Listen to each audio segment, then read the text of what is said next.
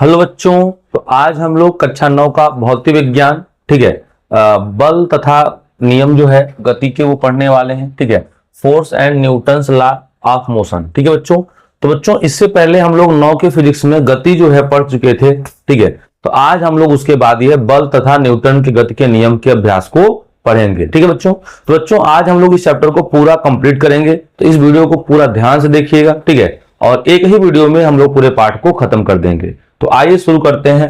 ठीक है, बल और न्यूटन के गति के नियम। तो बच्चों देखिए, सबसे पहले अगर हम लोग बात करें कि बल क्या होता है, ठीक है, तो हम लोग यहां जानेंगे कि बल क्या होता है। ठीक है, उसके बाद जाना जाएगा कि न्यूटन के क्या नियम है। तो देखिए, सबसे पहले अगर हम लोग बात करें, ठीक है ना, बल की, तो बल की परिचय की बात करें, इंट्रोडक्शन ऑफ फोर्स की अगर हम लोग बात करें बच्चों, देखिए तो क्या हो जाएगा।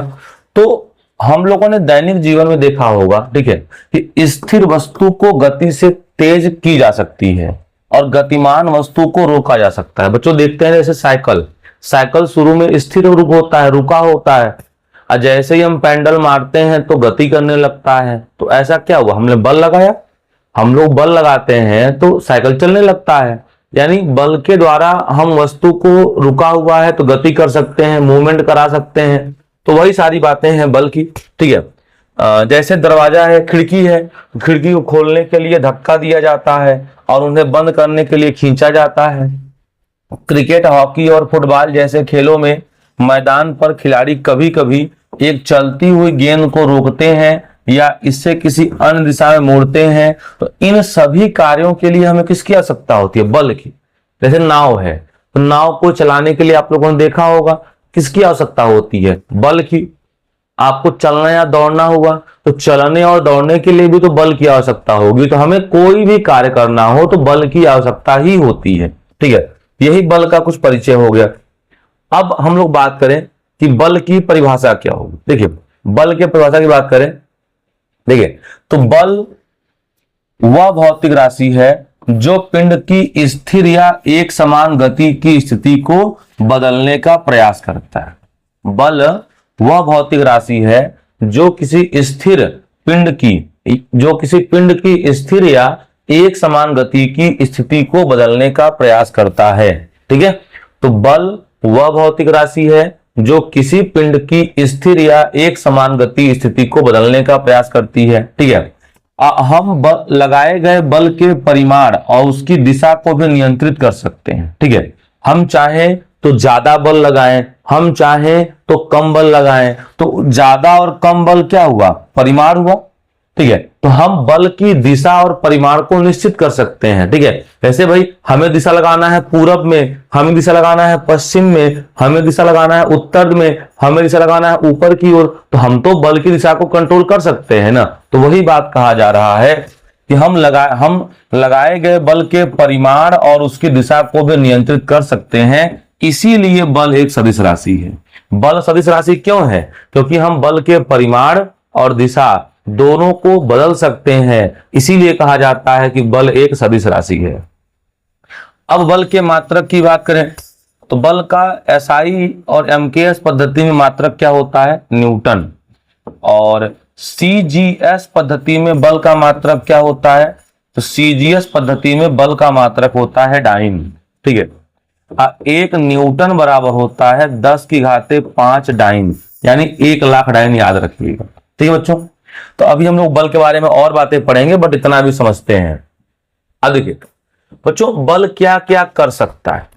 अगर कोई एक बल है तो क्या क्या कर सकता है, इस बात को समझने का प्रयास करिएगा। देखिए, पहला, एक स्थिर वस्तु को गतिमान करना। बच्चों बल जो है एक स्थिर वस्तु को गतिमान कर सकता है। अब कैसे कर सकता है, तो आप जानते होंगे, जैसे अगर सपोज मान लीजिए कि ये कोई फुटबॉल है। ठीक है, ये क्या है, कोई फुटबॉल है। अब बच्चों कोई फुटबॉल है, इसको किक मारा जाए। आप जानते हैं कि अगर कोई फुटबॉल है, इसको मान लीजिए कोई पर्सन है, इसको पैर से किक मारेगा तो क्या होगा, फुटबॉल इस तरफ गति करेगा। तो कहीं ना कहीं एक स्थिर वस्तु को गति करा सकते हैं कि नहीं करा सकते हैं, एक स्थिर वस्तु को गति कराया जा सकता है। जैसे मार्कर, जैसे ये आप देख रहे हैं टैब इतने पे है, इसको हम ऐसे गति करा सकते हैं। देखिए ऐसे ऐसे गति करा सकते हैं। तो एक स्थिर वस्तु को गति कराया जा सकता है बल के द्वारा, तो यही कहा जा रहा है पहला कि बल क्या कर सकता है, तो बल एक स्थिर वस्तु को गति करा सकता है। फिर क्या है, किसी गतिशील वस्तु को रोक सकता है।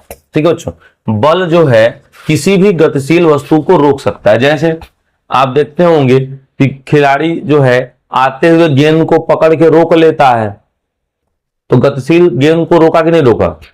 फुटबॉल खिलाड़ी देखते हैं आते हुए फुटबॉल को पैर से जो है एडजस्ट करके रोक लेते हैं। ठीक है, तो कहीं ना कहीं रोक लेते हैं, तो वही तो एग्जाम्पल हुआ कि किसी गतिशील वस्तु को रोका जा सकता है बल के द्वारा। गतिमान वस्तु की चाल बदल सकते हैं। बच्चों, गतिमान वस्तु की चाल का मतलब यह है या तो हम धीरे चल रहे वस्तु को तेज कर सकते हैं, या तो तेज चल रहे वस्तु को धीरे कर सकते हैं, दोनों ही कर सकते हैं। अगर कोई वस्तु धीरे चल रहा है तो उसे हम बल लगा के तेज कर सकते हैं, और अगर कोई वस्तु तेज चल रहा है तो बल लगा के धीरे कर सकते हैं। जैसे देखते नहीं, गेंद जो है खिलाड़ी गेंद बहुत तेजी से फेंकता है बॉलर, तो बैट्समैन आराम से उसको स्टक कर देता है, गेंद तेज जाता ही नहीं, गेंद वहीं रह जाता है। और जब उसको बाउंड्री मारना होता है तो बल्ले को तेजी से घुमाता है, तो आप देखते हैं कि वही गेंद कितनी दूर जाती है। ठीक है, तो बल लगा के हम चाल को घटा भी सकते हैं और बढ़ा भी सकते हैं, मतलब बदल सकते हैं। यहां पे वही बात बताई जा रही है। चौथा, वेग की दिशा बदले या पिंड को त्वरित करना। दिशा भी बदल सकते हैं। भाई खिलाड़ी गेंद फेंकता है तो हम चाहें तो सीधे मारें, हम चाहें तो ऑफ मारें, हम चाहें तो फाइन लेग मारें, हम चाहें तो स्क्वायर कट मारें, जहां चाहे वहां मार दें। तो कहीं ना कहीं बल के द्वारा हम दिशा बदल सकते हैं, डायरेक्शन बदल सकते हैं। और पिंड को त्वरित करना, त्वरित का मतलब वेग बढ़ा सकते हैं। ठीक है ना। अगला है वस्तु का आकार और आकार बदलना। तो वस्तु का आकार बल लगा के बदल सकते हैं, बिल्कुल बदल सकते हैं। भाई कपड़े को देखिए आकार बदल सकते हैं आप, तो हम लोग वस्तु का आकार बदल सकते हैं बिल्कुल। एक कागज है, कागज को आप मोड़ के कुछ भी बना लीजिए, तो वस्तु के आकार को तो हम बदल ही सकते हैं ना। वही बात बताया जा रहा है कि हम वस्तु के आकार को बदल सकते हैं बल के द्वारा, इसमें कोई घबराने वाली बात नहीं है। तो वस्तु के आकार को बदला जा सकता है by the help of force. ठीक है, अब देखते हैं। देखिए बॉक्स, बाह्य बल से बॉक्स को रोकना। अब देखिए बॉक्स जो है आप लोग देख रहे हैं कि बॉक्स इधर आ रहा था, अब बल लगा के बॉक्स को रोका जा रहा है, तो ये रोका गया कि नहीं रोका गया। ठीक, अगला है बाह्य बल से हो गया। अब बाह्य बल द्वारा वस्तु के आकार को परिवर्तित करना। जैसे ये देखिए बैलून है, अब बैलून है, इसको देखिए दबा के बैलून के आकार को बदला जा रहा है। तो बाह्य बल द्वारा वस्तु के आकार को बदल सकते हैं, ये तो बड़ी बेसिक सी बात है। ठीक है बच्चों, चलिए अब परिभाषा तो हो ही गया है। अब बात करें, ठीक है, कि शारीरिक संपर्क के आधार पर बल के प्रकार। बच्चों शारीरिक संपर्क के आधार पर बल कितने प्रकार के होते हैं, आइए अब थोड़ी सी चर्चा कर लेते हैं। देखिए बच्चों, बल की बात करें तो एक होता है संपर्क बल और एक होता है असंपर्क बल। अब संपर्क बल क्या होता है, देखिए वह बल जो केवल तभी लागू होता है जब यह वस्तु के संपर्क में हो। ऐसा बल जो तभी एप्लीकेबल या लागू होता है जब वस्तु के संपर्क में हो, तो इस प्रकार के बल को संपर्क बल, कॉन्टैक्ट फोर्स कहते हैं। असंपर्क बल, तो वह बल जो बिना वस्तु के संपर्क से स्पर्श से लगता है, ठीक है, उसे कहते हैं असंपर्क बल। यानी संपर्क बल में फिजिकल टच की आवश्यकता होती है और असंपर्क में फिजिकल टच की आवश्यकता नहीं होती है। तो ऐसा बल जिसमें भौतिक स्पर्श की आवश्यकता हो उसे संपर्क बल कहते हैं, और ऐसा बल जिसमें भौतिक स्पर्श की आवश्यकता ना हो उसे क्या कहते हैं, उसे कहते हैं असंपर्क बल। क्या कहते हैं, असंपर्क बल। अब बात करें संपर्क बल के एग्जाम्पल की, पहले कर लें। देखिए संपर्क बल में कौन सा आता है, पहला पेशीय बल, मस्कुलर फोर्स आ गया। अब पेशीय बल क्या होता है, तो हमारे शरीर में पेशियों की क्रिया द्वारा लगाया गया बल क्या कहलाता है, पेशीय बल। हमारे शरीर में पेशियों की क्रिया के द्वारा लगाया गया बल पेशीय बल कहलाता है। ठीक है, तो हमारे शरीर में पेशियों की क्रिया द्वारा लगाया गया जो भी बल है उसे पेशीय बल कहते हैं। जैसे हम लोग चलते हैं तो पेशीय बल लगाते हैं, दौड़ते हैं तब पेशीय बल लगाते हैं, ठीक है। तो ये सब हो गए पेशीय बल। कोई समस्या? अगला है घर्षण बल। अब घर्षण बल भी बच्चों एक संपर्क बल का एग्जाम्पल है। घर्षण बल में भी संपर्क बल क्या है? अब क्या है? तो यह वह बल है जो गति का विरोध करता है। जब एक वस्तु की सतह दूसरी वस्तु की सतह के संपर्क में आती है तो दोनों वस्तुएं एक दूसरे पर एक विपरीत बल लगाती हैं, विरोधी बल लगाती हैं, और उसी को कहा जाता है घर्षण बल। ठीक है, तो इतना आप लोग लिख लेंगे तो पर्याप्त है कक्षा 9 के लिए। ठीक है, तो यह वह बल है जो गति का विरोध करता है। गति का विरोध का मतलब क्या है बच्चों? आप देखते हैं कि साइकिल जैसे पेंडल मार के छोड़ दीजिए, तो साइकिल जब पेंडल मार के छोड़ देते हैं तो कुछ दूर जाके रुक जाता है। तो कुछ दूर जाके क्यों रुक गया? क्योंकि जो सड़क का खुरदुरापन है कहीं ना कहीं साइकिल के पहिए को रोक रहा है।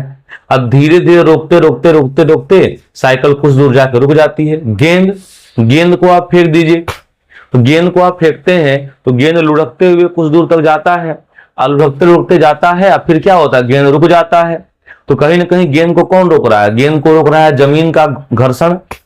अच्छा बच्चों, अगर वही सतह एकदम चिकना हो तो आप देखते हैं सतह एकदम चिकना हो तो साइकिल को जो है अगर आप पेंडल मारकर छोड़ दीजिए तो साइकिल काफी दूर तक जाता है। तो साइकिल काफी दूर तक जाता है, इसका क्या मतलब है? घर्षण बल कम है वहां पे। तो ये आप लोग देखे होंगे, जैसे रोड खराब हो और साइकिल चला रहे हो आप, ठीक है, तो खराब रोड में साइकिल चलाएंगे, जैसे ही पेंडल मारना बंद करेंगे साइकिल रुक जाएगी। ठीक है, और रोड बढ़िया है और आप पेंडल मार कर छोड़ दीजिए, साइकिल काफी दूर तक जाती है। तो जब रोड चिकना है तो घर्षण कम हो गया, ठीक है, और रोड आपका जैसे खराब है तो घर्षण ज्यादा हो गया। पंखा, जैसे आप नया पंखा लेते हैं तो आवाज बिल्कुल नहीं करता। क्यों नहीं करता? एकदम चिकनाहट होता है। और जैसे ही पुराना साइकिल ले लेते हैं तो क्या होता है कि पुराने साइकिल में कई पार्ट्स उसके घिस जाते हैं, बैरिंग घिस जाते हैं, कई चीजें घिस जाती हैं, तो घिसने के कारण जो है उससे कई प्रकार के आवाज आती है। ठीक है, तो घर्षण के कारण ही मशीनों के जो पुर्जे हैं घिस जाते हैं। आपका चप्पल आप देखते होंगे, चप्पल नया होता है और जैसे ही चप्पल पुराना होता है देखते हैं घिस जाता है। चप्पल कैसे घिस गया? चलते चलते गड़गड़ खा के घिस गया। साइकिल के पहिए भी तो देखते हैं घिस जाता है। ठीक है, घर्षण के कारण घिस जाता है। तो यही सारी बात है। नया कपड़ा एकदम चिकना रहता है, जैसे पुराना होता है उसका उधड़ना शुरू हो जाता है। कई जगह से देखते हैं कि वहां फट भी जाता है, होल हो जाता है, तो कहीं ना कहीं घर्षण इसका कारण है। ठीक है, तो जब यह वह बल है जो गति का विरोध करता है, और जब एक वस्तु की सतह दूसरी वस्तु की सतह के संपर्क में आती है तो वो घर्षण बल लगाते हैं। जैसे स्कैटरिंग मतलब फिसलना, चलती गाड़ी को रोकने के लिए घर्षण बल। नोटबुक पर हम लोग लिखते हैं, कॉपी पे लिखते हैं तो किस बल के कारण? घर्षण बल के कारण। कॉपियों पे लिखते हैं घर्षण बल के कारण ही संभव है। अगर आप देखते हैं कि उसी कॉपियों पे तेल लग जाए, ऑयल लग जाए, तो आप लोग लिख नहीं पाते। तो लिख नहीं पाते इसका मतलब घर्षण कम हो गया। तो नोटबुक पे लिखना भी घर्षण बल है, अब ब्लैक बोर्ड पर लिखना घर्षण बल है। ठीक है, अगला तनाव वह बल है जिससे कोई भी विपरीत दिशा से कार्य करने वाला बल द्वारा खींचने जाने पर पिंड का हिस्सा बगल के हिस्से को अपनी ओर खींचता है। जैसे अब तनाव बल का मतलब क्या है कि जैसे मान लीजिए कि रस्सी को खींच रहे हैं, इस व्यक्ति पे तनाव बाहर की ओर, इस पे तनाव बाहर की ओर। इसमें इतना याद रखिएगा, तनाव का मतलब आप समझ रहे हैं कि तनाव हमेशा शरीर से बाहर की ओर लगता है। बस तनाव कहां लगता है? शरीर से बाहर की ओर। ठीक है, अब लंबवत बल। तो लंबवत बल यह है कि जब एक बल यह एक बल है, जब एक सतह उस सतह पर रखी वस्तु के खिलाफ धक्का देती है तो कौन सा बल लगता है? उसे लंबवत बल कहते हैं। केवल इसका एग्जाम्पल नाम देख लीजिए, बाकी बहुत काम की आवश्यकता नहीं है। अब आइए देखते हैं हम लोग असंपर्क बल। तो असंपर्क बल में भौतिक स्पर्श की आवश्यकता नहीं होती है, और सबसे पहला इसका एग्जाम्पल है गुरुत्वाकर्षण बल, जो अगले पार्ट में पढ़ेंगे। तो दो वस्तुओं के मध्य उनके द्रव्यमानों के कारण लगने वाले आकर्षण बल को गुरुत्वाकर्षण बल कहते हैं। गुरुत्वाकर्षण बल एक बहुत ही कमजोर बल होता है। ठीक है, एक वस्तु और पृथ्वी के बीच गुरुत्वाकर्षण बल जो है, ठीक है, गुरुत्वीय त्वरण कहलाता है। एक वस्तु और पृथ्वी के बीच गुरुत्वाकर्षण बल गुरुत्वीय त्वरण कहलाता है। इस बात को भी आप लोग ध्यान रखिएगा। अगला है परमाणु बल। तो दो नाविकों के बीच कार्य करने वाला बल या अधिक नाभिकों के बीच कार्य करने वाला बल क्या कहलाता है? तो वो कहलाता है परमाणु बल। परमाणु बल का परास बहुत कम होता है। परास का मतलब अगर दो परमाणु बहुत दूर दूर हैं तो उनके बीच ये नहीं काम करेगा, ठीक है। एक नाभिक को एक साथ रखना, अगर आप देखते हैं कि किसी भी नाभिक में प्रोटॉन प्लस न्यूट्रॉन होते हैं तो इनको एक साथ कौन रखता है? इनको एक साथ रखता है परमाणु बल। यह एक प्रबल बल है, ध्यान रखिएगा। तो परमाणु जो है एक प्रबल बल है, इस बात को ध्यान रखिएगा। अगला है विद्युत चुंबकीय बल। तो यह बल विद्युत बल और चुंबकीय बल का संयोजन है, ठीक है। यह आकर्षण तथा प्रतिकर्षण दोनों प्रकृति का हो सकता है, ठीक है। आकर्षण तथा प्रतिकर्षण दोनों प्रकार का हो सकता है। जैसे विद्युत स्थैतिक बल की बात किया जाए तो दो आवेशों के बीच लगने वाला बल क्या कहलाएगा? विद्युत स्थैतिक बल कहलाएगा। और दो चुंबकीय आवेशों के बीच लगने वाला बल क्या कहलाएगा? चुंबकीय बल कहलाएगा। यह आकर्षण और प्रतिकर्षण दोनों प्रकृति का हो सकता है। जो विद्युत स्थैतिक बल है आकर्षण तथा प्रतिकर्षण दोनों प्रकार का हो सकता है, ठीक है। और ये जो है आकर्षण व प्रतिकर्षण ये भी हो सकता है, ठीक है। तो बस यहाँ पे बेसिक बातें आपको समझनी है 9th में, ऐसा नहीं कि आपको बहुत ज्यादा डीप समझना है, ठीक है ना। अब इतना हो गया बच्चों, संतुलित असंतुलित हो गया। थोड़ा सा इसको देख लीजिए, संतुलित असंतुलित का मतलब क्या है। संतुलित का मतलब है कि वस्तु पर लगने वाले सभी बलों का योग शून्य हो तो उसे संतुलित बल कहते हैं, ठीक है। जब किसी पिंड पर दो या दो से अधिक बल कार्य करें और उनका परिणामी शून्य हो। जब किसी पिंड पर दो या दो से अधिक बल कार्य करें और उनका परिणामी शून्य हो उन्हें कहा जाता है संतुलित बल, ठीक है। और जब किसी वस्तु पे दो या दो से अधिक बल काम करें उनका परिणामी शून्य ना हो तो उसे कहते हैं असंतुलित बल। संतुलित बल विरामावस्था या गति में कोई परिवर्तन कर ही नहीं सकता, लेकिन असंतुलित बल गति की स्थिति में बदल सकता है।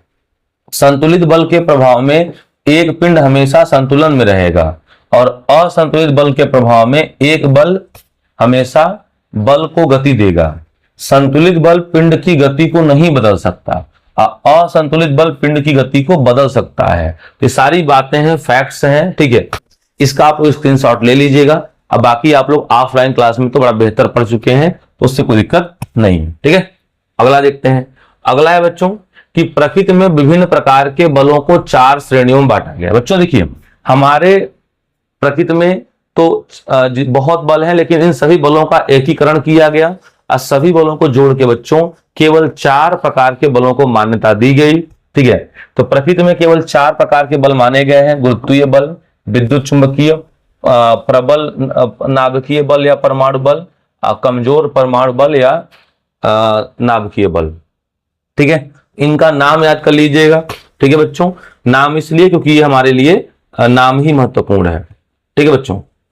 इतना हो गया। अब बच्चों बल तथा गति के नियम की बात किया जाए, ठीक है।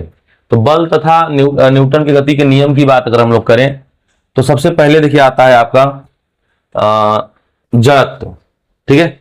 अब बच्चों बात करें तो न्यूटन की गति का पहला नियम। अब न्यूटन की गति का पहला नियम क्या कहता है, ये तो आप लोग सब लोग जानते ही होंगे। ये कहता है कि यदि कोई वस्तु विरामावस्था में है तो वह विरामावस्था में ही रहेगी, और एक समान गति की अवस्था में है तो एक समान गति की अवस्था में ही रहेगी जब तक कि उस पर कोई बाह्य बल लगाया न जाए। जैसे अगर हम बात करें कि ये जो है पेन ऐसे रखा हुआ है तो ऐसे रखा ही रहेगा जब तक इसको हम बल ना लगाएं, और अगर ये गति कर रहा है तो गति करता रहेगा जब तक हम बल लगा के रोके न। तो यदि कोई वस्तु विरामावस्था में है तो विरामावस्था में रहेगी, एक समान गति की अवस्था में है तो एक समान गति की अवस्था में रहेगी जब तक कि उस पर कोई बाहर से बल न लगाया जाए। इसे ही न्यूटन के गति का प्रथम नियम कहते हैं और इसे जड़त्व या गैलीलियो का नियम भी कहा जाता है। तो ये सारी बातें लिखी हैं, आप लोग पढ़ लीजिएगा, ठीक है ना। अब अगला बात करें जड़त्व। तो जड़त्व किसी भी वस्तु का वह गुण है जो उसके एक समान गति या विरामावस्था के परिवर्तन का विरोध करे। किसी वस्तु का वह गुण जो उसके अवस्था परिवर्तन का विरोध करे जड़त्व कहलाता है। जड़त्व यानी इनर्शिया। तो किसी वस्तु का वह गुण जो उसके अवस्था परिवर्तन का विरोध करे जड़त्व कहलाता है। किसी वस्तु का वह गुण जो उसके अवस्था परिवर्तन का विरोध करे जड़त्व कहलाता है। किसी वस्तु का वह गुण जो उसके अवस्था परिवर्तन का विरोध करे जड़त्व कहलाता है। ठीक है, तो अवस्था परिवर्तन का विरोध जो करे उसे क्या कहते हैं? जड़त्व कहते हैं। अब बात करें जड़त्व के प्रकार की। ठीक है, तो जड़त्व तो है बच्चों 3 प्रकार का होता है। ठीक है, अभी पढ़ा जाएगा। अगर हम लोग बात करें तो द्रव्यमान और जड़त्व, क्या मतलब है इसका? देखिए, किसी वस्तु के जड़त्व की माप ही उसके द्रव्यमान की माप है। किसी वस्तु के जड़त्व की माप ही उसके द्रव्यमान की माप है।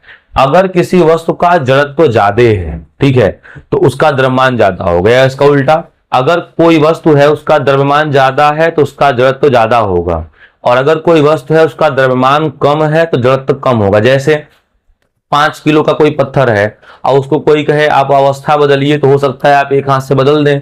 अगर वही पत्थर 50 किलो का हो तो आपको दोनों हाथ लगाना पड़ेगा।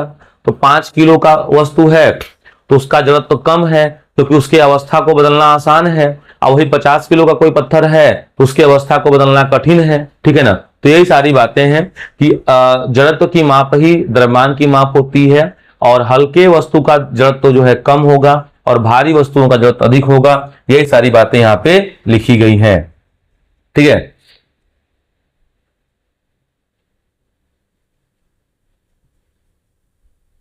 अब जड़त्व के प्रकार की बात करें तो 3 प्रकार का होता है। पहला है विराम का जड़त्व। कौन जड़त्व है? विराम का जड़त्व। इसका क्या परिभाषा होगा? देखिए, तो विराम के जड़त्व की अगर हम लोग परिभाषा पे आए तो किसी वस्तु का वह गुण जो अपने विरामावस्था में परिवर्तन का विरोध करे। किसी वस्तु का वह गुण जो अपने विरामावस्था में परिवर्तन का विरोध करे, विराम का जड़त्व कहलाता है। ठीक है ना। अब इसके एग्जाम्पल की बात किया जाए। देखिए, जब कालीन को, कालीन माने कंबल जैसा कुछ, जब कालीन को अचानक झटका दिया जाता है तो धूल उड़ जाती है, क्योंकि अचानक क्षण के कारण कालीन हिल जाता है, लेकिन बाकी की जड़त्व के कारण धूल पीछे रह जाती है और गिर जाता है। बच्चों, आप लोग देखे होंगे जैसे ही कालीन या कंबल को हम झटके से झटकते हैं तो देखिए होता क्या है, तो शुरू में कंबल और उसके कण दोनों विरामावस्था में होते हैं। ठीक है, लेकिन जैसे ही झटका जाता है तो कंबल तो गति की अवस्था में आ जाता है, लेकिन धूल के कण अभी भी विरामावस्था में रहते हैं। अब धूल के कण विरामावस्था में रहते हैं, इसीलिए बच्चों क्या होता है कि वो जो है गति करना शुरू कर देते हैं कंबल, और उसके कण वहीं रह जाते हैं। कण वहीं है और कंबल आगे पीछे जा रहा है तो कण बेचारे नीचे गिर जाते हैं। ठीक है, तो कारण क्या होगा? कारण होगा विराम का जड़त्व। ठीक है, विराम का जड़त्व। अगला है बस में खड़ा यात्री अचानक बस के चलने पर पीछे गिर जाता है। आप देखे होंगे, तो बस खड़ी है या कोई अन्य गाड़ी है, बाइक पे ही बैठे हैं और अचानक चल दे तो उसमें बैठा यात्री पीछे की ओर अचानक झुक जाता है। तो बच्चों, पीछे की ओर अचानक क्यों झुक जाता है? इसका सीधा सा कारण यह है पीछे की ओर अचानक झुकने का, शुरू में गाड़ी और व्यक्ति दोनों विरामावस्था में होते हैं, लेकिन जैसे ही अचानक गाड़ी तेजी से आगे चलती है तो गाड़ी तो गति की अवस्था में आ जाता है, लेकिन व्यक्ति का पूरा शरीर गति की अवस्था में नहीं आ पाता, इसीलिए वो पीछे की ओर गिर जाता है, क्योंकि वह अपने विरामावस्था में परिवर्तन का विरोध करता है। ये देखिए, आप लोग देख रहे हैं, जैसे ये कोई ग्लास है, ठीक है, और ये कोई कागज का टुकड़ा इस पे रखा गया है, और इस पर जो है ये रखा गया था एक कोई लोहे का टुकड़ा। अब अगर बच्चों बहुत तेजी से क्या किया जाए, देखिए ये फर्स्ट स्टेप है, अगर इसको बहुत तेजी से मारा जाए तो क्या होगा? कागज आगे चला जाएगा और ये जो सिक्का है अंदर चला जाएगा। देखिए, कागज आगे चला गया, सिक्का अंदर। तो ऐसा क्यों?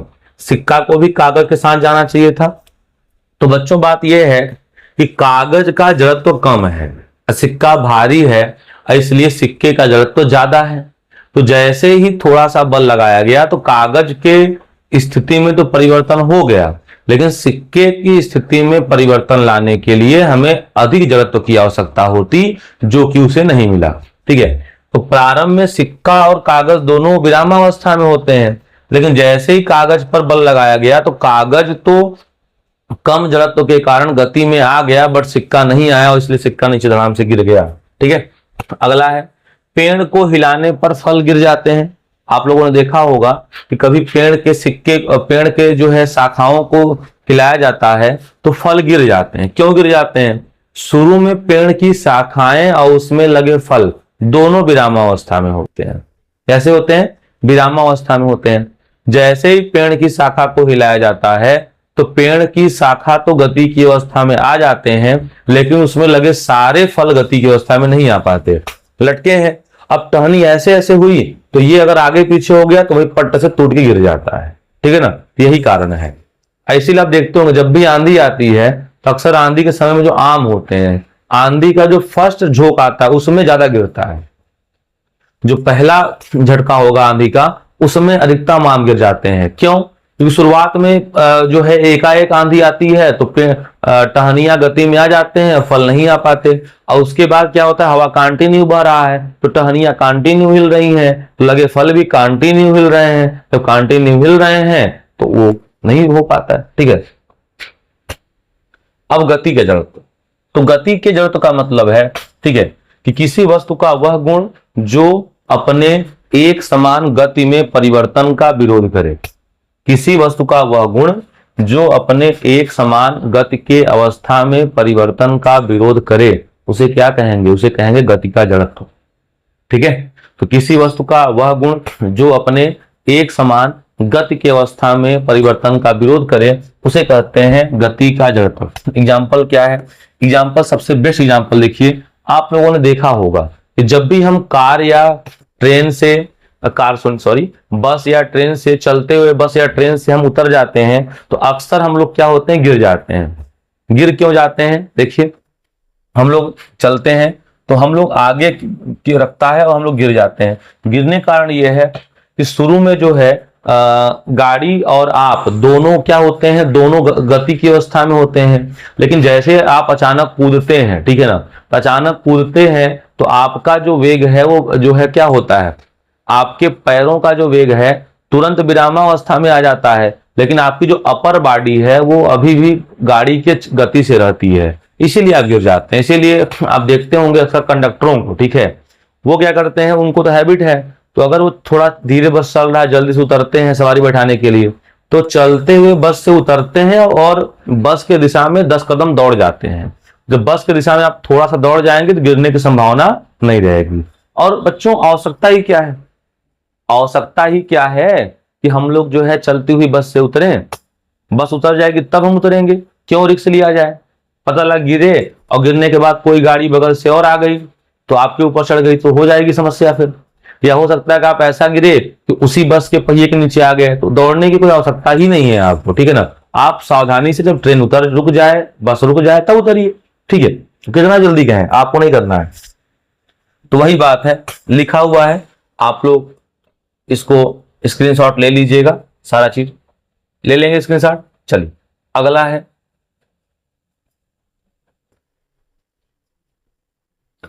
अब देखिए, जब कोई दौड़ती हुई कार अचानक रुकती है तो उसमें यात्रियों को आगे की ओर झटका लगता है। सही बात है। जब दौड़ती हुई कार या कोई गाड़ी अचानक रुक जाती है तो क्या होता है? आप देखते हैं कि जैसे ही अचानक रुकती है तो अचानक रुकने के कारण क्या होता है कि आप आगे की ओर झुक जाते हैं। क्यों? शुरू में कार भी होती है गति की अवस्था में, आप भी होते हैं गति की अवस्था में। अचानक पहिए पर ब्रेक लगाया गया तो सबसे पहले पहिया रुका, ठीक है, फिर कार रुकी, फिर आपकी बॉडी, और तब तक आप थोड़ा सा आगे निकल जाएंगे तो आगे निकल जाएंगे। तो इसीलिए देखते हैं कि ड्राइवर और आगे वाले सीट पर बैठने वालों के लिए सीट बेल्ट होता है, क्योंकि पता है कि कार को एकाएक रोक देंगे और झटका लगेगा तो आप आगे जो है शीशा तोड़ के निकल जाएंगे। तो भाई पीछे बैठे यात्री तो खत्म हो जाएंगे। जब ड्राइवर ही नहीं रहेगा गाड़ी पे तो पीछे बैठा यात्री क्या करेगा बताइए, ठीक है। इसीलिए सीट बेल्ट जो है अनिवार्य करते हैं पुलिस और काफी सारे नियम, ठीक है। अगला देख लीजिएगा, लंबी कूद की स्थिति में एक एथलीट कूदने से पहले तेजी से दौड़ता है। गति के जड़त्व के कारण वह अधिक दूरी कूदने में क्या होता है? सक्षम होता है। इस बात को आप लोग देख लीजिएगा। अगला है, जब हम गीले कपड़े को हिलाते हैं तो कपड़े और उसमें मौजूद पानी भी गति करने लगते हैं, लेकिन कपड़ा विरामावस्था में आ जाता है, तब भी पानी की गति की जरूरत के कारण गतिमान रहता है और व्यक्ति के सामने पिंड पर गिर जाता है। आप देखते हैं पानी गिर जाता है, इस बात को नोट कर लीजिएगा। अगला है दिशा का जड़त्व। तो किसी वस्तु का वह गुण जो अपने दिशा परिवर्तन का विरोध करे उसे कहते हैं दिशा का जड़त्व। एग्जाम्पल, घूर्णित पहिए के माध्यम के कीचड़। आप देखते हैं कि अगर जैसे कोई गाड़ी है कीचड़ में चल रही है, तो अगर कोई गाड़ी है कीचड़ में चल रही है तो आप लोगों ने क्या देखा होगा? आप लोगों ने देखा होगा कि जैसे अगर ये पहिया है सपोज, ठीक है, जैसे कोई पहिया है और ये कंटिन्यू आगे चल रहा है, तो आप देखते हैं कीचड़ इसका ऐसे जाता है, ऐसे आता है। ऐसे देखते हैं गाड़ियों में एक ऐसा रबड़ का लटका होता है जिसे कहा जाता है मड गार्ड। क्या कहते हैं? मड गार्ड कहा जाता है। कीचड़ से रोकता है ताकि कीचड़ पीछे न जा सके, ठीक है। तो वही बात यहाँ समझाया जा रहा है कि घूर्णित पहिए के माध्यम से कीचड़। हमने देखा है कि एक वाहन के घूमने वाले पहिए एक स्पर्श रेखीय दिशा में कीचड़ फेंकते हैं। यह दिशा की जड़त्व के कारण है, यह दिशा की जड़त्व के कारण है। यही कारण है कि इस कीचड़ को रोकने के लिए पहियों के ऊपर वाहनों में मड गार्ड लगाए जाते हैं ताकि कपड़ों की सुरक्षा हो सके और वाहनों के पुर्जों की भी सुरक्षा हो सके। अगला, छाता के माध्यम से सुरक्षा। दिशा की जड़त्व दूसरा उदाहरण है छाते द्वारा हमारी रक्षा करना। लंबवत नीचे की ओर गिरने वाली बारिश की बूंदें अपनी गति की दिशा नहीं बदल सकती, इसीलिए छतरी ऊपर होने पर हमें गीला नहीं करने देती। अगला है खुले हुए पत्थर की स्पर्श रेखाएं। ठीक है, अब खुले हुए पत्थर की स्पर्श रेखाएं का मतलब यह है कि जैसे क्या करिए आप लोग कि एक रस्सी में पत्थर को बांध लीजिए। मान लीजिए पत्थर हो गया और इसको एक रस्सी से बांध लीजिए। अब बांध के ऐसे ऐसे घुमाइए, घूमेगा। और जैसे मान लीजिए रस्सी यहाँ टूट गया तो टूटेगा तो पत्थर सीधे जाएगा। अगर रस्सी यहाँ टूट गया तो यहाँ जाएगा, रस्सी यहाँ टूट गया तो पत्थर ऐसे जाएगा। तो यदि हम किसी रस्सी से पत्थर को बांधकर उसको वृत्ताकार पथ पे घुमाएं और रस्सी अचानक टूट जाए, तो रस्सी अगर अचानक टूट जाएगी तो क्या होगा? रस्सी अगर बच्चों अचानक टूट जाएगा तो वो जो है स्पर्श रेखीय दिशा में वहीं से पत्थर गति करेगा। तो ये स्पर्श रेखीय याद रखिएगा और ये दिशा का एग्जाम्पल ये भी याद रखिएगा, ठीक है ना, क्योंकि पेपर में आएगा तो फिर आप लोग गलतियां करेंगे। अब बच्चों इतना हो गया। अब हम लोग बात करते हैं संवेग की, ठीक है। अब संवेग क्या होता है? तो किसी वस्तु के द्रव्यमान तथा वेग के गुणनफल को क्या कहते हैं? संवेग कहते हैं। किसी वस्तु के द्रव्यमान तथा वेग के गुणनफल को संवेग कहते हैं। द्रव्यमान का मतलब यम, आवेग का मतलब वी, पी का मतलब संवेग। तो पी बराबर एम बी होता है। संवेग एक कैसी राशि है? सदिश राशि है। संवेग एक कैसी राशि है? सदिश राशि है, ठीक है। अब संवेग के लिए चिन्ह की बात करें तो चिन्ह कैसे बन गया? ये तो चिन्ह बना ऐसे है, आप देखिए, इसको कहते हैं यक्ष अक्ष, इसको कहते हैं यक्ष डैश, और ऊपर को कहते हैं वाई अक्ष, नीचे क्या कहते हैं? Y dash. तो आपको नहीं पता है किधर जाते हैं तो यक्ष प्लस में होता है, तो संवेग प्लस मान लिया गया। और आप लोग ये भी जानते हैं कि अगर इधर आते हैं तो क्या होता है? माइनस हो जाता है, ठीक है। और इधर जाएंगे तो फिर जो है आपका प्लस हो जाएगा, और फिर अगर नीचे आते हैं तो फिर क्या हो जाएगा? माइनस। तो ये तो आप जो है चतुर्थांश पढ़े हुए हैं, तो चतुर्थांश का ही तो कॉन्सेप्ट यहाँ पे अप्लाई हो रहा है कि ऊपर की ओर को संवेग प्लस मानते हैं, नीचे को माइनस मानते हैं, दाहिने ओर को प्लस मानते हैं, बाईं ओर को माइनस मानते हैं। बस सारा काम खत्म हो गया। अगला है, ठीक है। अब देखिए, तो संवेग की जो दिशा, इसकी का मतलब संवेग, तो इसकी दिशा वेग की दिशा के साथ होती है। मतलब कहा जा रहा है कि जो दिशा संवेग का होगा वही दिशा वेग का होगा। अगला, किसी कण का रैखिक वेग, ठीक है, किसी कण का रैखिक संवेग उसके द्रव्यमान तथा वेग के समानुपाती होता है। मतलब कह रहा है कि जो संवेग है, पहला द्रव्यमान और दूसरा वेग के समानुपाती, यानी P proportional to M and P proportional to V, ये बात कहा जा रहा है। संवेग द्रव्यमान के भी समानुपाती होता है और वेग के भी समानुपाती होता है, तो छोटी सी बात है। अगला, प्रभाव टक्करों पर विचार करते समय संवेग एक महत्वपूर्ण अवधारणा है। ठीक है, संवेग का एसआई मात्रक किलोग्राम मीटर प्रति सेकेंड, ये सेकंड ऊपर जाके -1 भी हो सकता है। इसका एक और मात्रक है न्यूटन इंटू सेकेंड। सीजीएस में क्या होगा, gram centimetre second, centimetre second inverse. Dyne into second भी इसका मात्रक हो सकता है। तो मात्रक को ध्यान से आप लोग लिख लीजिएगा। ठीक है, अब इसकी दिशा के आधार पर रैखिक गति धनात्मक या नकारात्मक, नकारात्मक का मतलब ऋणात्मक हो सकती है। ठीक है, ये सवाल आप लोग स्क्रीनशॉट लेके लगा लीजिएगा। ठीक है, अब बाकी जब हम एक वीडियो बनाएंगे केवल न्यूमेरिकल्स का तो उसमें बता देंगे। ठीक है बच्चों, अब बात करें बच्चों न्यूटन के गति का दूसरा नियम। अब न्यूटन के गति का दूसरा नियम क्या है, देखिए तो न्यूटन के गति का दूसरा नियम क्या है। ठीक है, तो किसी वस्तु पे कार्य करने वाला बाह्य बल, किसी वस्तु पर कार्य करने वाला बाह्य बल उसके संवेग परिवर्तन के दर के समानुपाती होता है। किसी वस्तु पर कार्य करने वाला बाह्य बल उसके संवेग परिवर्तन के दर के समानुपाती होता है।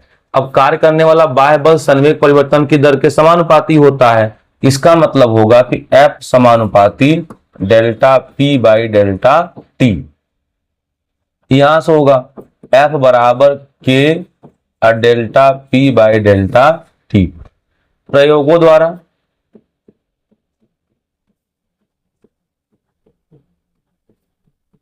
K बराबर 1 हो गया, तो K का मान 1 हो गया तो आएगा F बराबर डेल्टा P बटे डेल्टा T, ये आ गया। लेकिन हमें याद आ गया कि चूंकि P बराबर सूत्र होता है mv, तो F बराबर हो जाएगा डेल्टा P बटे डेल्टा T। तो F बराबर डेल्टा P का मान क्या होगा mv बटे डेल्टा T। तो यह बराबर क्या हो जाएगा m इंटू डेल्टा v अपान डेल्टा टी। F बराबर क्या हो जाएगा m डेल्टा v बटे डेल्टा टी क्या बोलते हैं, a बोलते हैं। डेल्टा v बटे डेल्टा टी बच्चों वेग परिवर्तन की दर क्या कहलाता है, त्वरण ही तो कहलाता है, त्वरण a हो जाएगा।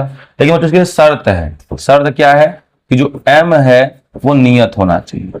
हालांकि 9 में कोई समस्या नहीं आएगा इसमें। तो अगर m नहीं बदलेगा तब तो यह बराबर यम m बदल रहा है तब यह बराबर delta P by delta T। ठीक है बच्चों, तो ये हो गया। अब बच्चों डेल्टा P क्या है, तो डेल्टा P का मतलब है, ध्यान लिख दे रहे हैं, डेल्टा P का मतलब है संवेग परिवर्तन। डेल्टा P का मतलब है संवेग परिवर्तन। और डेल्टा P का मतलब क्या हुआ, PF माइनस PI।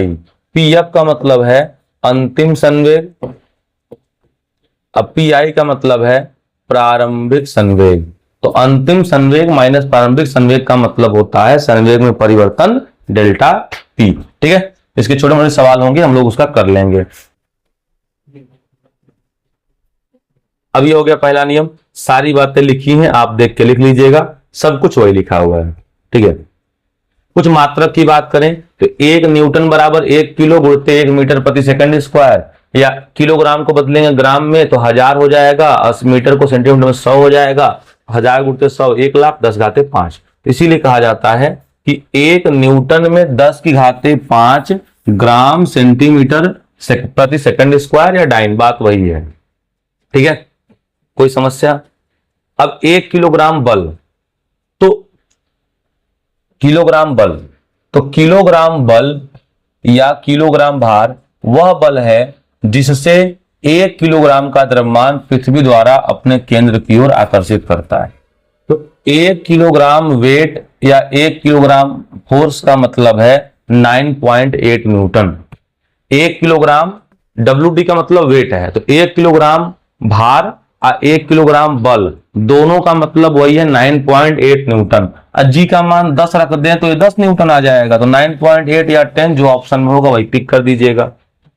ठीक है, अब क्या है 1 ग्राम बल क्या है, तो 1 ग्राम वेट, 1 ग्राम वेट या 1 ग्राम बल का मतलब होता है 981 डाइन, 981 डाइन हो जाएगा। ठीक है, और दोनों ही गुरुत्वाकर्षण बल के जो है मात्रक है।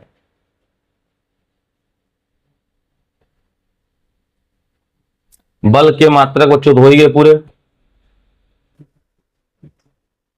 अब बच्चों बात किया जाए आवेग, क्या बात किया जाए, आवेग। तो देखिए आवेग क्या होता है, तो आवेग की बात करें तो अगर बहुत बड़े परिमाण का बल किसी वस्तु पर अल्प समय के लिए कार्य करे, अगर बहुत बड़े परिमाण का बल किसी वस्तु पर अल्प समय के लिए कार्य करे तो बल और समयांतराल के गुणनफल को क्या कहते हैं, आवेग कहते हैं। इस बात को थोड़ा सा हम लोग साइड में समझ लेते हैं। देखिए जैसे यहां समझ लिया जाए, देखिए जैसे आवेग बराबर हो गया, आवेग को आई से, तो आवेग बराबर बल अगुणित समयांतराल डेल्टा टी, ठीक है। अब बच्चों अगर इतना हो गया एफ इंटू डेल्टा टी, तो ये हो गया आपका आवेग का सूत्र। इसका मात्रक क्या होगा, तो एफ का न्यूटन, टी का सेकंड, इसका मात्रक हो गया न्यूटन इंटू सेकेंड, ठीक है। क्या मात्रक हो गया, न्यूटन इंटू सेकेंड हो गया आवेग का मात्रक, ठीक है। ये सारी बातें आप लोग समझ लीजिएगा, ठीक है ना। अब जो बल का दिशा वही आवेग का दिशा हो जाएगा और इसमें कोई समस्या वाली बात है ही नहीं, ठीक है। तो चलिए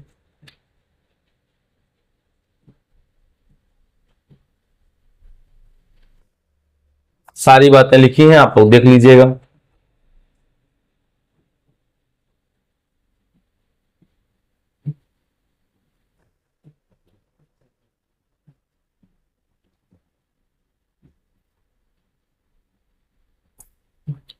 अब बच्चों बात करें न्यूटन का तृतीय नियम, क्या है, न्यूटन का तृतीय नियम।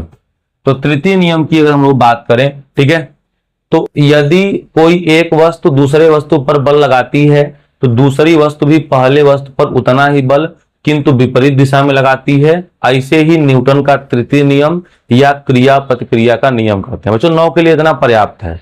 यदि कोई एक वस्तु किसी दूसरे वस्तु पर बाह्य बल लगाती है तो दूसरी वस्तु भी पहले वस्तु पर उतना ही बल किंतु विपरीत दिशा में लगाती है, और इसे क्रिया प्रतिक्रिया का नियम भी कहते हैं, ठीक है बच्चों। तो आप लोग क्या करिए, देखिए तो न्यूटन के दूसरे नियम का एग्जांपल आप लोग ये देख लीजिए, ये सारी चीजें देखिए न्यूटन के तीसरे नियम की ही हैं,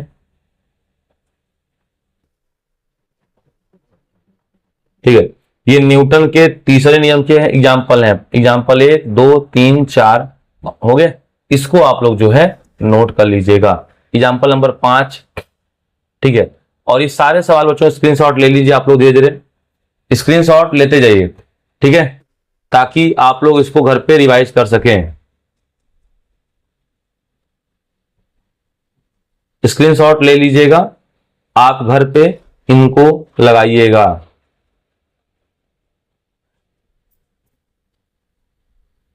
ठीक है। ले लिए स्क्रीनशॉट आप लोग।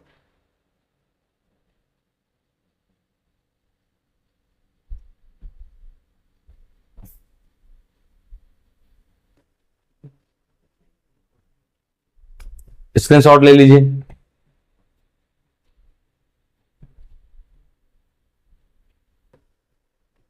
स्क्रीनशॉट, स्क्रीनशॉट, ठीक है बच्चों। अब इतना ही था बच्चों, ठीक है। तो बच्चों ये वीडियो हम लोगों ने एक संक्षेप में पढ़ लिया, ठीक है, ताकि आपका रिवीजन हो सके, ठीक है। तो प्लीज वीडियो को आप लोग जो है और मित्रों के पास भेज दीजिएगा और मिलते हैं हम लोग अगले वीडियो में। धन्यवाद।